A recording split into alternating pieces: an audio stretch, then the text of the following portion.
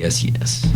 All right. Welcome to episode 9 of the podcast. The podcast. What I love, I'm just going to break in. We never discussed us doing that. You just copied me after that first episode, and I've loved that we do it ever since. Yeah, maybe it's getting old for some people, but I'm kind of a cheesy guy. I spent a lot of time in Wisconsin, and honestly, it just stuck for me, so I'm going to keep doing it. No, it is the best. It's like that little echo effect that we get to make for free. So, today's episode is titled The Crazy One. Yes. Not a very friendly title if we're calling someone crazy, isn't it?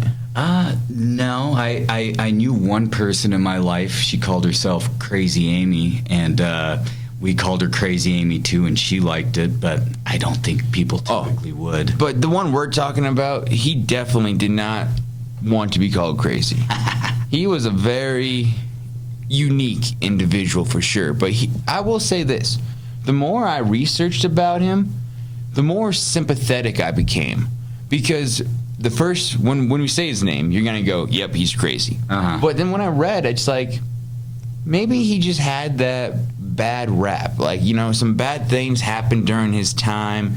Some bad things came out the wrong way. Huh. I mean, he definitely did some very stupid, crazy, bad things. Uh-huh. But maybe it wasn't all bad. So I feel like you're saying he was just misunderstood. I mean, I still think he's crazy, and I still think he's the bad guy. But you can make that argument. Like, that could be a discussion where, was Nero, the last emperor of the Julian Claudian clan, actually crazy or not?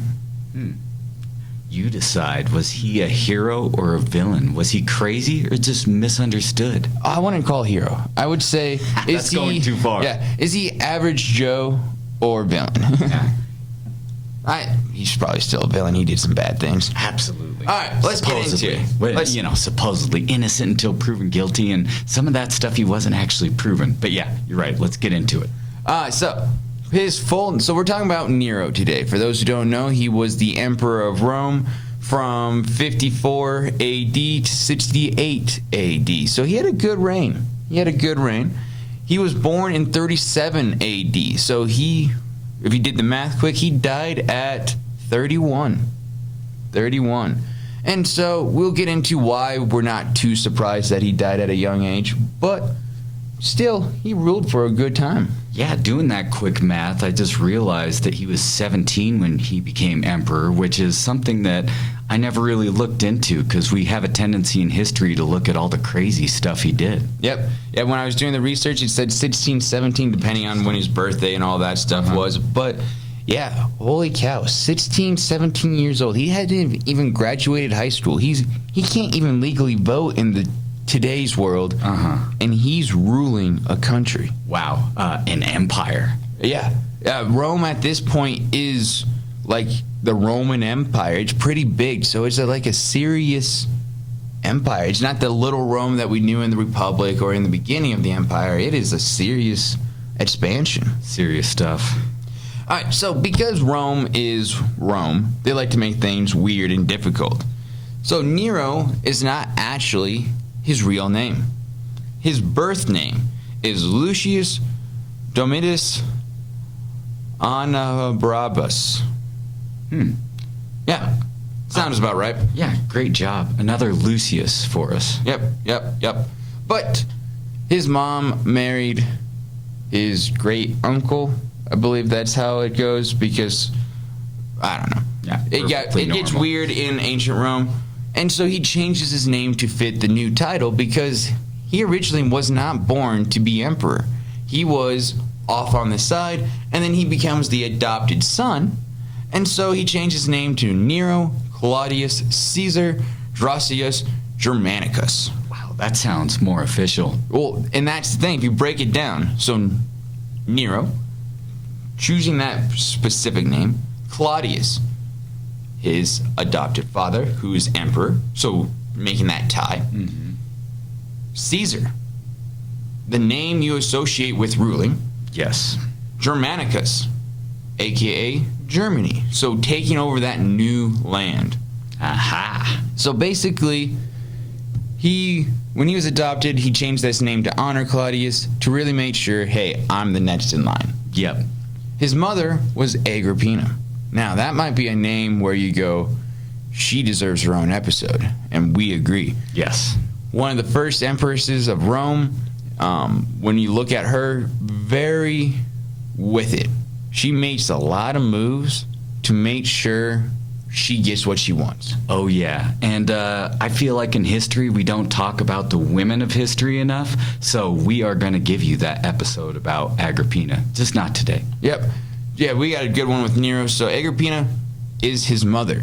Agrippina, very determined. So I think those are the two big factors for this episode you need to know. She is very determined to make sure she and her son Nero have the most power possible. And she's successful. Oh, sorry, spoiler. Yeah, spoiler, Nero becomes emperor. So his father was a very brutal man. So his birth father was brutal and died when Nero was 3. So we're starting to get some of that background where you realize this guy hasn't come from the nicest place. Yeah, and I always thought that he had a strange relationship with his mother. And, you know, his death, his father's death at the age of 3 probably contributed to that. Yep, so his mother, because she was very ambitious, was caught up in a lot of scandals. And so when he was 3 years old, him and his mother were banished to an island off in the Mediterranean Sea. So Emperor Caligula was afraid that, oh my goodness, my sister Agrippina is getting in the way. So he banishes her away. Now Caligula at this point is emperor, and he is paranoid, as in the fact that people are coming out to get me. He's worried that someone might try to throw his power. He's just trying to, like all emperors are most of the time, who's trying to overthrow me? And that's a common theme in history. Yeah. Somebody's always licking their chops for, you know, their opportunity to take over the crown. So Caligula uses this to boot her out of the country because she tries to overthrow the emperor, and Nero loses all of his inheritance. So he grows up he was born into this very rich family, and now he loses it all. At 3 years old, it looks like he's starting from the bottom. It's looking like he might just have a lot of problems growing up poor on a foreign island. It's just not looking good for him. No, doesn't look good. So when he's growing up, though, he's a lover of the arts. He's really big into music, into the theater, into all the plays, acting. He really wanted to be an actor growing up. When we look at his life, that kind of makes sense. He seems to be that dramatic guy where it just goes, you did that just for the audience, didn't you? You didn't have to do that. You made it bigger, grander, just so people could go, oh, interesting. Absolutely. So it sounds like being emperor was like perfect to kind of like, you know, what would be the word? To satisfy his ego, I think is what I'm trying to say. Yes, definitely very large ego with this guy. So in 41 AD, Caligula dies. So Agrippina's brother, who was emperor, dies. It passes down to Claudius. So Claudius is now the emperor of Rome. He is technically Caligula's uncle because of a little, what's it, coup? Yeah, a coup kind of overthrows Caligula, tries to kind of get rid of him, and kills a lot of the royal family, aka the emperor's family, and Caligula is the last remaining person there. Claudius was the last remaining, right? Claudius, yeah, Caligula dies, Claudius is the last remaining alive. Yeah, so the royal family is pretty much rounded up and murdered. Claudius is still alive and pretty much bribes the guards into letting him live so he can be the emperor. Yep, he becomes emperor. Agrippina sees her chance. Her brother didn't like her. Her uncle, who's a little different, a little strange, a little slower, is what history likes to call him. Yeah. Is like she thinks she can take advantage of him. As in, get her money back, get power back. Mm-hmm. So Agrippina goes to Claudius and convinces him to marry her. Yes. Her uncle. Yep. Remember, morals back then, very different than today. Different. And also, this is Claudius's fourth wife. So they marry in 49 AD. This puts Nero in the spotlight. Yeah, Nero's back with the chance, maybe. Yep. His political public life is doing well. Mm-hmm. He's not crazy yet. In 49, he's like a 12, 13-year-old kid. He's doing well. Agrippina knows that she needs Claudius to adopt Nero. Mm-hmm. So in 49 as well, she convinces Claudius to officially adopt Nero, making him a legitimate heir to the throne. Agrippina making moves. Yep. So, life's going well. And in 54, Claudius dies. Does Agrippina poison him? We don't know. But probably. It's one of those where things were happening, so Claudius had to go in Agrippina's mind. Because Claudius was starting to really enjoy time with his natural-born son. Now, natural-borns are always going to get preference over adopted in ancient world, in royal lines. So she is like, no, this is not what Nero needs. This is not what I want. Because if his natural-born son takes over, Agrippina's out again. She's got no power. Yep, and that already happened to her, so she's not going to let it happen again. So Claudius is dead. Nero is declared emperor, but he is 16, 17 years old in 54. So Agrippina takes over as empress. She's like, I got this for a few years because you're still young. Now, 16 in the ancient world is basically adulthood, but from what we've already said about Agrippina, she's not going to let a quote-unquote child take over as emperor. Yeah, and she's a true political player, as you can see from the moves that she's made. So she's not going to let this power go to waste, and I think she's going to set an example for her son, like how to lead and also take advantage of this newfound power of hers. Yep, so in the beginning, 54, he takes over, they take over. A lot of political moves are being made. They are eliminating that competition. Basically, all emperors do this when they take power, different than just passing down from father to son. So the competition being eliminated. The first few years, though, Nero's not really involved.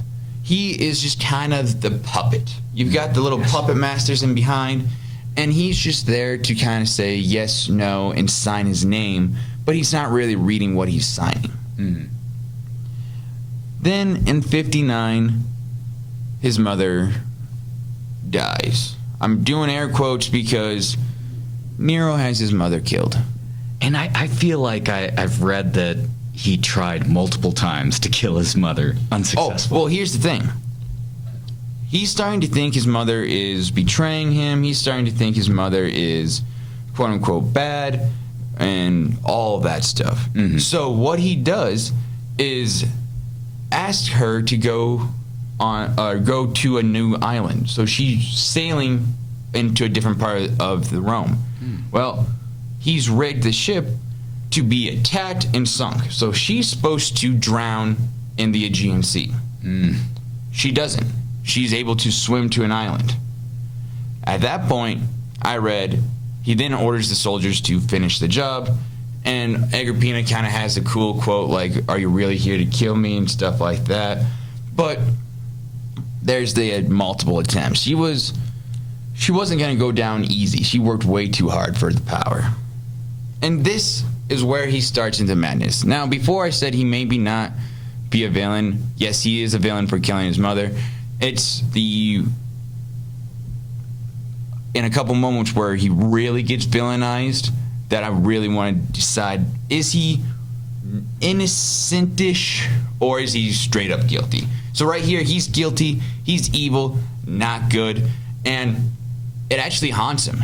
It says like his mother's ghost haunted him, as in he felt bad, he felt remorse of killing her, and it just kind of led him to be more deranged later on. I believe it because, it sounds like they were really close from an early age, and, they were in exile together, that sort of thing. So, yeah, I could imagine it would haunt him. So, after his mother's death, he loses all sense of right and wrong. He's starting to murder anyone and everyone who spoke out against him. He even murders his wife, Octavia, who he first divorced, then decides to make it worse by accusing her of adultery, and then just decides to end it by murdering her. And was she pregnant at the time? This is a different wife. Oh, so multiple murdered wives. Yep. We're not there yet. Slow down. Now, yeah, he's only committed 2 murders at this point. Only mother 2. and wife. So 2 very loving people in his life now dead because he is thinking they are backstabbing him, thinking that they are going against him. So, also around 59 to 64, he starts to spend all of Rome's money. He is going big, lavish projects, very expensive investments with no return. Now, there's the quote that says you have to make money or spend money to make money. He is not spending it wisely. Yeah, he's not investing it. He's just kind of satisfying his ego like we were talking about before. Mm-hmm. So Rome is not really rich anymore. It's definitely losing a lot of money. And when he actually devalues the money of Rome, the Roman dollar did not go as far as it should have gone. I believe it. Didn't he spend most of his time building an awesome palace? That was after 64. Before then, he started to build... yes. But he's still wasting money, just left and right. You are correct. He was spending a lot of money on that, but he was also spending money on so many different projects that palace was just a drop in the bucket. Wow. And the palace...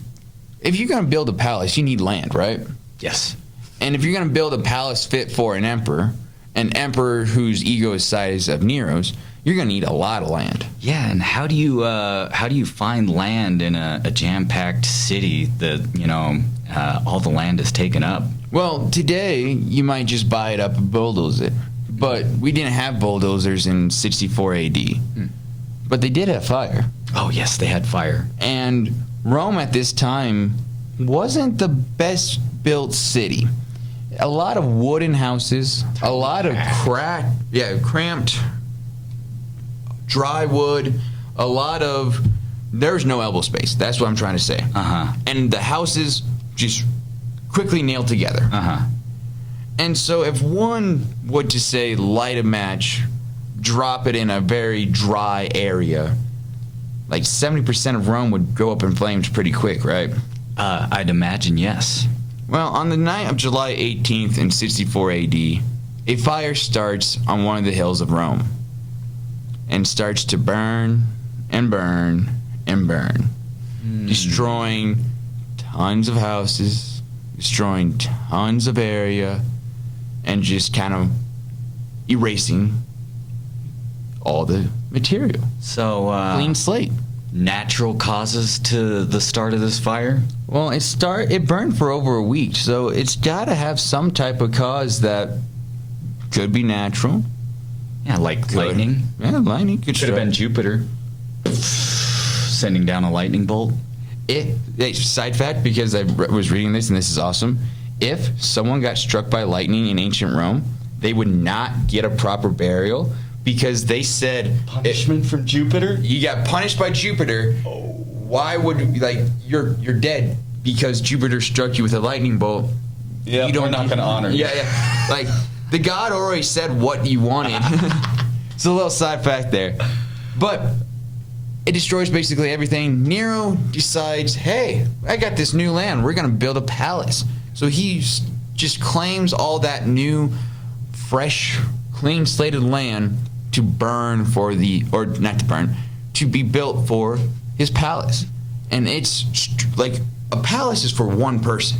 Yes. The emperor, and I suppose his family, but the people of Rome, which is getting into close to 1 million, are like, what about us? We just lost a lot. Yeah. And now here's the thing. There's 2 kind of rumors, right? Uh-huh. One rumor is he was playing the lyre as Rome burned. So like a little guitar, just harp, just like being the musician that he is, very evil, just sitting up there watching it burn. That's how I picture it. And that's how I have always heard it, how I've always been told. There is one surviving source, though, one out of all the sources that does not blame Nero. So what I say there is, you've got to be guilty if only one person is saying you're not.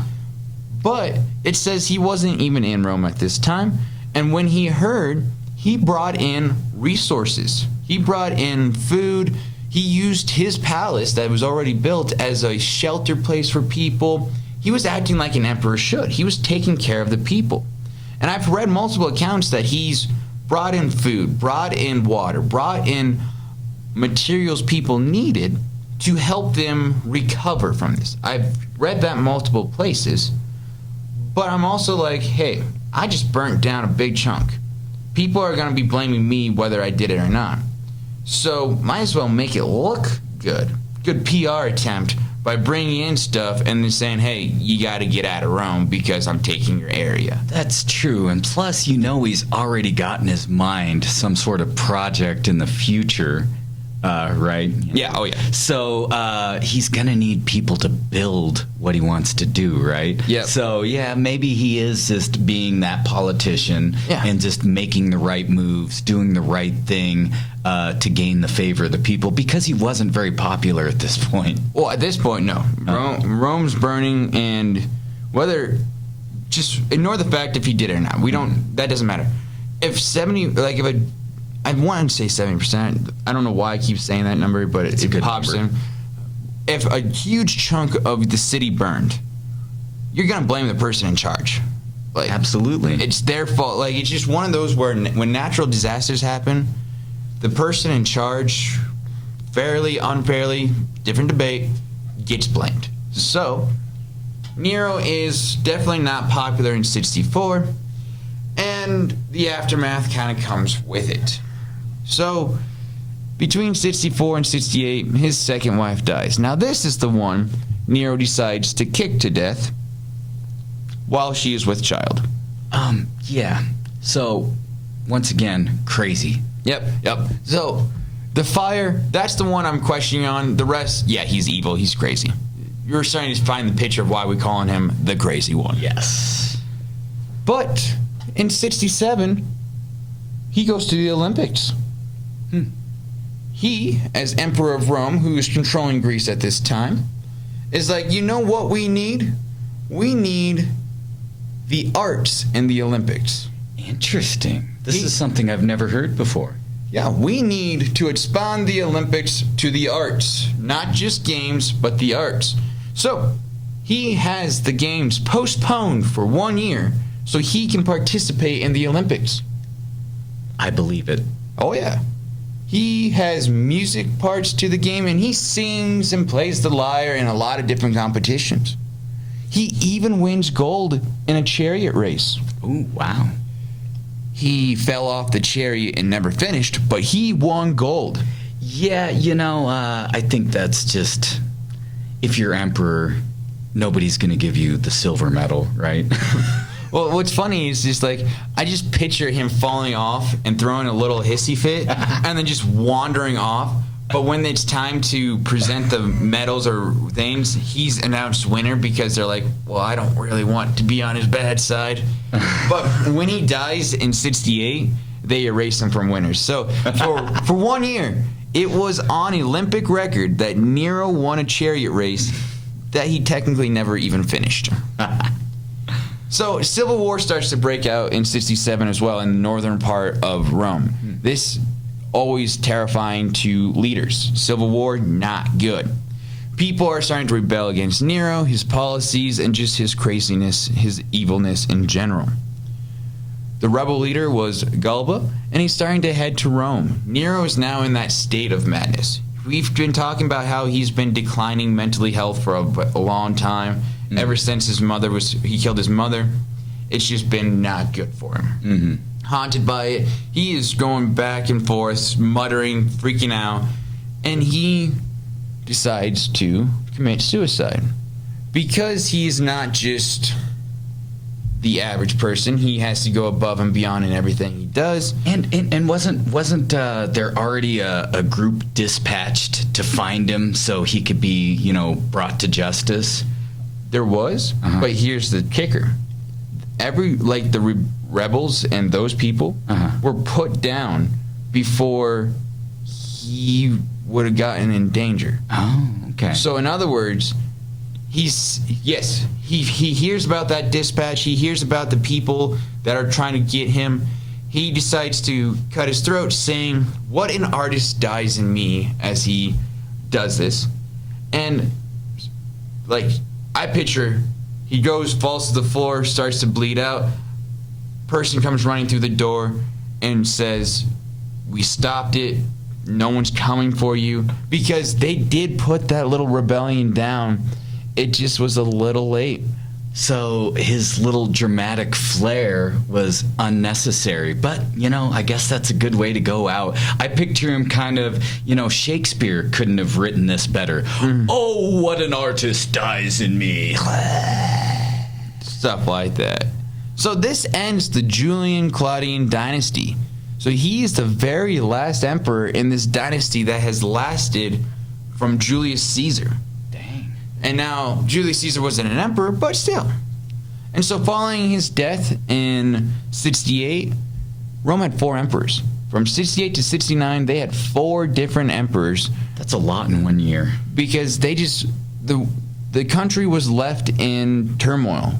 They had a bad leader with no real heir. So all the armies just kind of came up and people took turns and they're broke from all his ridiculous projects that were really just to satisfy his ego and vanity. Yeah.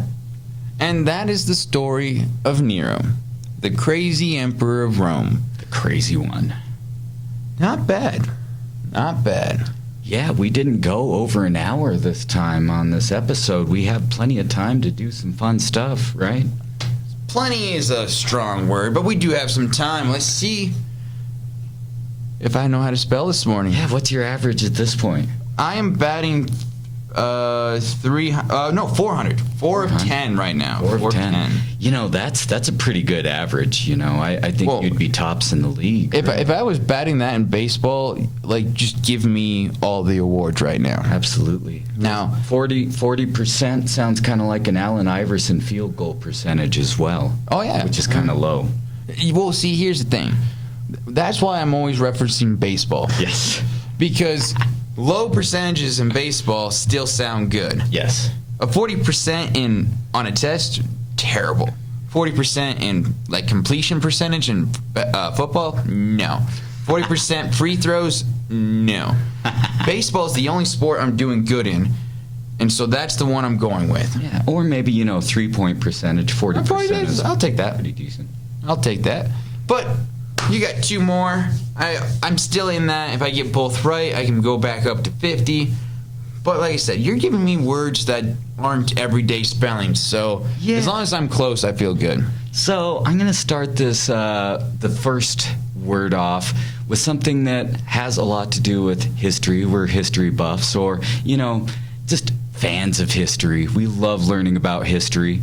And I am particularly fascinated with the history of words, and I know at this point Langle's thinking to himself, this is all Greek to me. But I'm just going to go ahead and say it. Etymology. Etymology. Yeah, we're interested in words. Can I get a definition? Come from. Yeah, the history of where a word comes from. Oh, really. I dig it. Say it again. Etymology. Etymology. Because I'm always fascinated by the origin of a word. I got it. Etymology. Etymology. Etymology. Wow. If you had a chance to have a redo, what would you change? Probably that I. What would you change it to?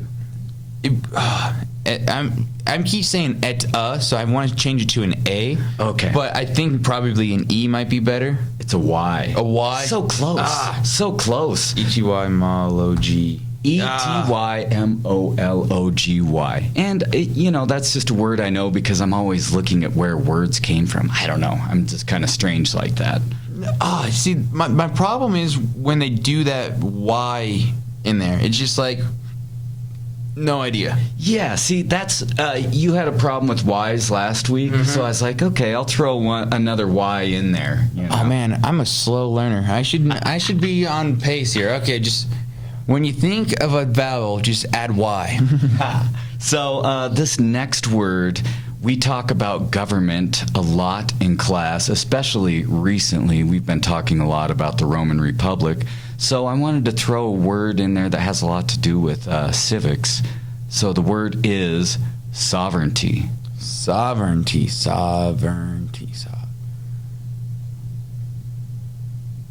I know there's a G in there. I will give you one hint. Yes, there is a G in there. Thanks for just saying what I already know. All right. And it's not at the beginning. Yeah. Sovereignty. SOVEREIGNTY.